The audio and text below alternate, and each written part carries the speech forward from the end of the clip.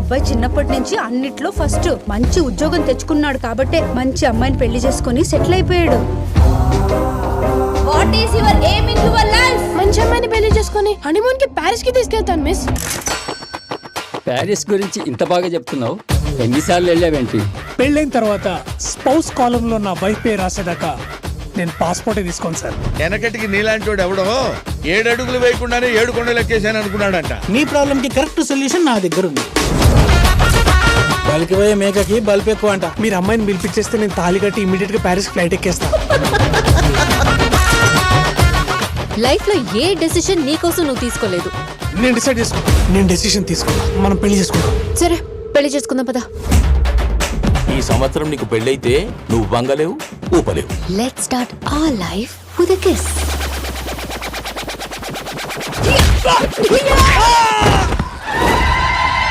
ఈయనమ్మ పెద్ద మహానట్రా ఇది. ఆనంద్కి దయ్యం పట్టింది. నీ భార్య ఒంట్లో ఏదో క్షుద్రశక్తి చేరిందిరా. అరే క్లియర్ గా నాకు అర్థమయ్యేటట్టు ఒక లైన్ లో చెప్పమ్మా. నీ వైఫ్ కి స్ప్లిట్ పర్సనాలిటీ డిజార్డర్ ఉంది. ఆనంది, నీకేదో స్ప్లిట్ పర్సనాలిటీ ఉందని. ఇట్లనే ఉంటది బేటా లైఫ్.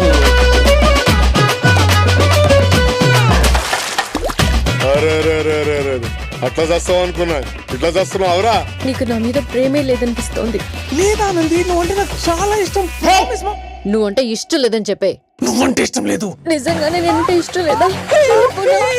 మీ అపరిచితుడి పిల్లంతో పోలిస్తే నా పిల్లం బెల్లం రా. సేమ్ పిచ్చికిట పట్టిందా? అవలగలక మాట్లాడుతుంది.